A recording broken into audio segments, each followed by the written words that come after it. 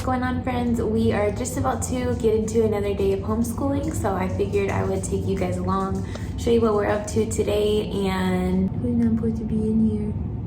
Anyway, I figured I would show you guys what we're up to today and share with you what we are going to be doing for the rest of the week and working on next. Are you serious right now? 40. Isn't that like per minute marker? No, this is a dry erase. 48. And then we're also gonna have 25. Okay. Okay. So let's do your 48 up here. Net to 48. Yeah, just so you can help yourself to stay. Okay. 1, 2, there's 3, 4, 5, 6, 7, 8. So now, how do you think that we can combine these two numbers to figure out what our sum is? Okay. Okay, what's 5 plus 8? Okay. Put 5 in your, put 8 in your head, then count 5 more. 8 plus 5 equals 13. So how is that gonna look? Am I gonna keep all of these as ones? Or what can I do to help me have an easier time adding? I don't know. Oh, look at this number.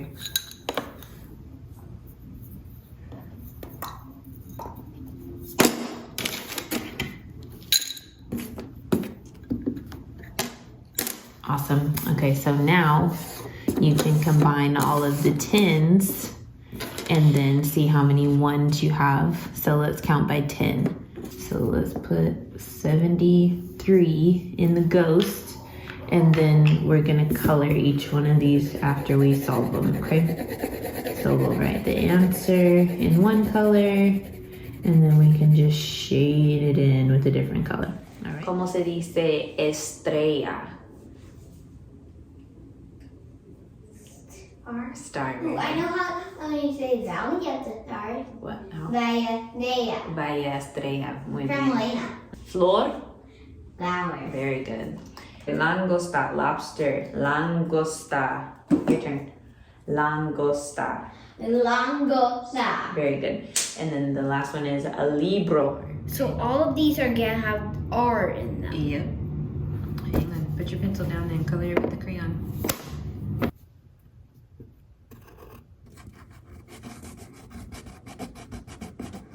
We're figuring out what the word agile means. They quickly change direction very fast. So that tells us that the word agile means that the bats are able to do what? Turn around very fast. Move very quickly. So they're harder to see because they're Zoinking all around. exactly. So the word agile means fast. So I told you guys that I am always gonna keep it real and be very transparent along this journey. I'm gonna be absolutely honest in that today did not go as smoothly as it could have gone or as it usually goes. And my son, you can probably already hear him, he's in his room playing already, and that's what he was already looking forward to doing because we spent some time outside of the house today. So when he got back home, he had in his mind what his agenda was gonna be, and I in his mind threw a wrench in his plan by us coming in here and doing school. So the whole time he was asking, like, are we done yet? What else do we have to do? You know, what is going to be next? Da, da, da, da.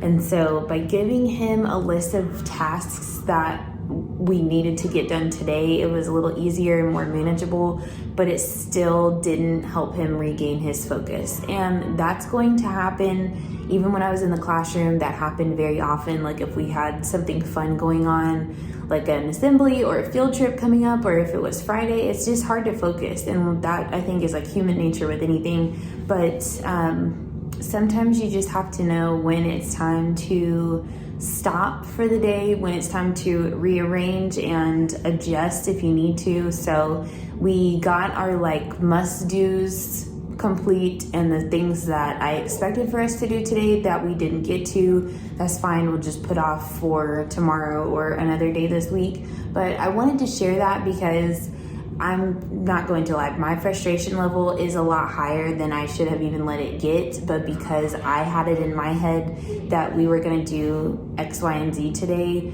it felt like the pressure was on for the agenda versus what we needed to do, which was just stop, because what we were working on wasn't having the full effect that it needed to, because his focus just wasn't here.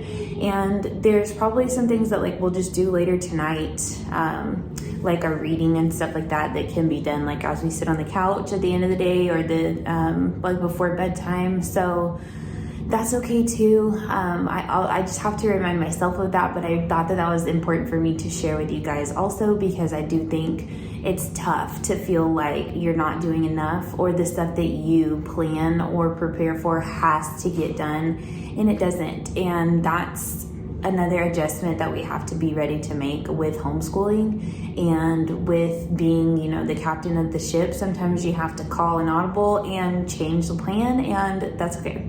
Many species of bats feed solely on blood, while other species feed on insects.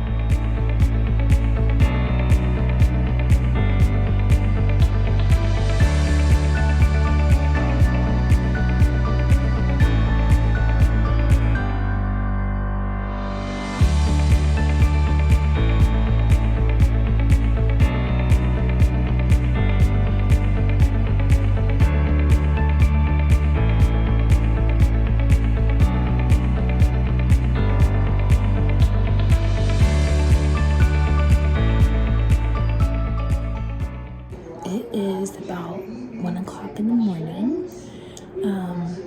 I always talk to you guys about how I stay up super late all the time.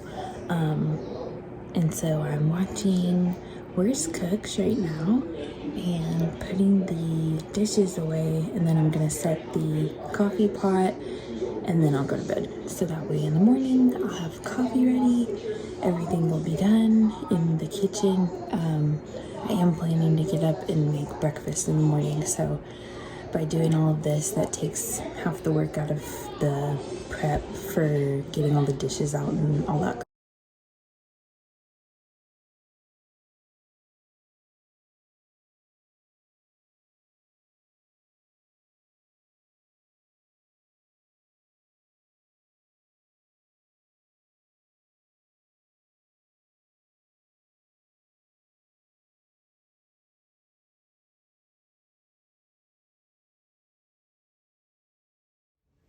Okay, here's the page that I was working on earlier, printing off about bats. So this is just going to be like a comprehension kind of writing practice.